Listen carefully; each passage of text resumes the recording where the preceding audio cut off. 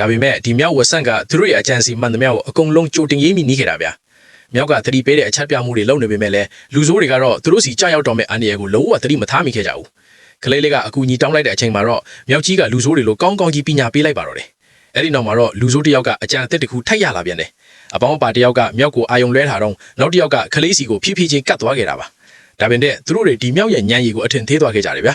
ထုံးစံအတိုင်းပါလူဆိုးတစ်ယောက်တန်းလာရပြီးမြေကြီးပေါ်ခွေချသွားပြန်ရောမြောက်နဲ့ကလေးလေးအိပ်ပျော်နေတဲ့အချိန်မှာတော့လူဆိုးကိုင်းကောင်းဆောင်ကနောက်ဆုံးအစီအစဉ်ကိုထုတ်ထုံးလိုက်ပါတော့တယ်သူဟာအတန်မထွက်အောင်ခိုးကြောင်ကိုးခွက်နဲ့ကလေးရဲ့ခြေထောက်ကိုကိုင်းပြီးအနောက်ကိုဖြည်းဖြည်းချင်းဆွဲထုတ်သွားခဲ့တာပါလူဆိုးကမာတော့အောင်မြင်ပြီလို့ထင်လိုက်တဲ့ခဏမှာတင်မြောက်ကြီးကရုတ်တရက်နိုးလာပါလေရော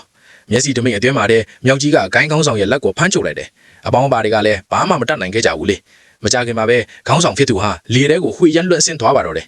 ဒါကိုမြင်ရတဲ့ပတ်ဝန်းကျင်ကတရိษံလေးတွေအားလုံးကလည်းဝမ်းသာအားရအောင်ပွဲခံခဲ့ကြတာပေါ့နောက်ဆုံးမှာတော့ကလေးလေးနဲ့မြောက်ကြီးဟာအေကိုပြန်လာခဲ့ကြတယ်မြောက်ကြီးရဲ့စောင့်ရှောက်မှုအောင်မှာကလေးလေးဟာလူဆိုးတွေရဲ့လက်ကနေနောက်တစ်ချိန်လွတ်မြောက်နိုင်ခဲ့ပါတယ်ဒါပေမဲ့ခဏအကြာမှာတော့လူဆိုးတွေကကလေးကိုပန်းချန်ထဲမှာထပ်တွေ့ထွားပြန်တယ်အခုတစ်ခါမှာတော့ကလေးကမြောက်ရဲ့အကာအကွယ်မရှိပဲတိအောက်ထဲမှာလူဆိုးတွေဟာအတော်လေးပျော်ထွားကြတာပေါ့သူတို့ကလေးစီကိုအပြေးလွှတ်တွားခဲ့ပေမဲ့ကလေးကတော့တောထဲကိုမက်ဆီတမိတ်အတွင်းမှာပဲပျောက်ကွယ်တွားခဲ့တယ်သိမကြခင်မှာပဲလူဆိုး၃ယောက်ကကလေးကိုပြန်ရှာတွေ့တွားရပြန်တယ်ဒါပေမဲ့သူတို့ထွက်ပြေးဖို့ကြံရွယ်နေတုန်းမှာတင်ရဲရရှိနေရောက်နဲ့ပက်ပင်းတူးပါတော့တယ်အဲ့ဒီအချိန်မှာတော့ဒူမဟာကြောက်စိတ်ထိနဲ့တုန်လုံနေခဲ့ပါတော့တယ်